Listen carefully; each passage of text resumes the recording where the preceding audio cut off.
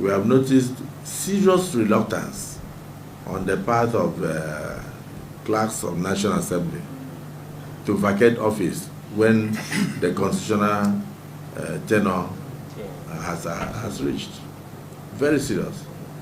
And we've also noticed lethargy on the part of the Commission to enforce the constitutional provision that anybody who has served for 35 years or has attained the age of 60 should vacate office.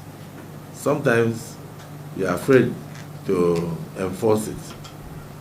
But that's what you should do. You should enforce it. And so you will see people coming to me to say, oh, so-so person extended his tenure by so-so number of months. There was even one that they said stayed almost a year, and they had to get police to lock the office. And then others are saying we must have extension of 5 years. By all means, after all, they have extended for judges and professors of universities.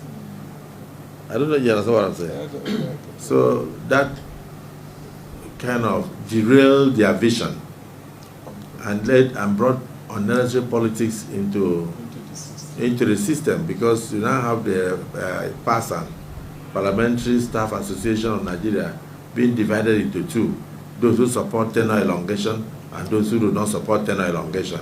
And so they make them to fight. Yes. In fact, recently we got intelligence that some people are even going to go to what do they call it, the Brekete radio. Human rights radio. Brekete radio. Yeah, there's no, Nigeria has not established human rights radio. If it's going to be established, it will be established by law or by the executive. Nothing like that. We have Federal Radio Corporation of Nigeria. We don't have human rights radio. Every media house has a right to propagate issues of human rights.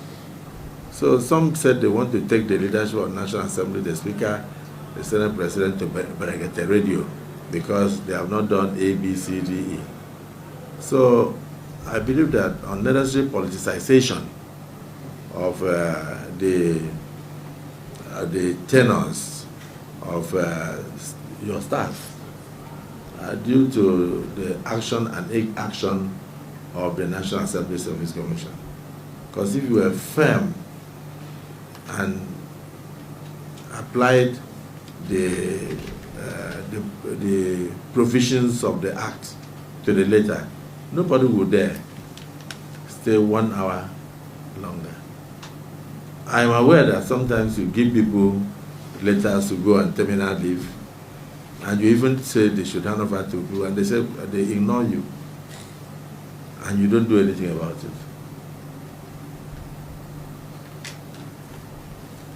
You continue as if it doesn't matter. It does matter, because when indiscipline is allowed to creep into the system,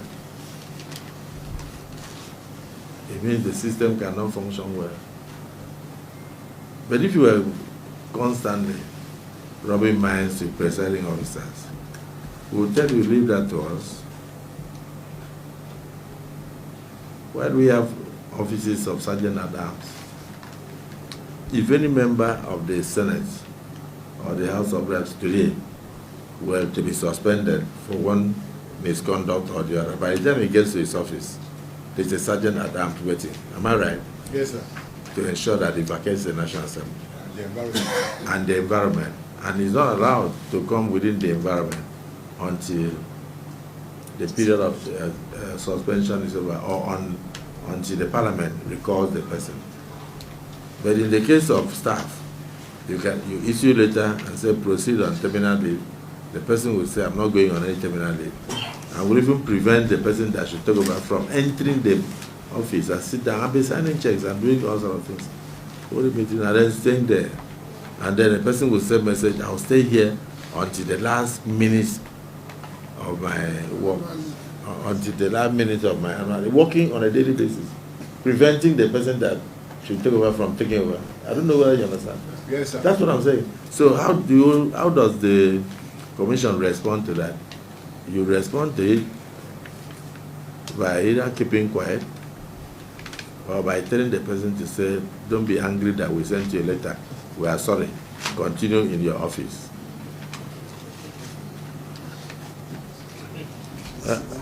Chairman, it's true. You even apologized to the person and said, do we withdraw the letter, or do you want to hold the letter while you go to work? Are some of you aware of what I'm saying? Yes, sir. Eh? They are all aware, sir.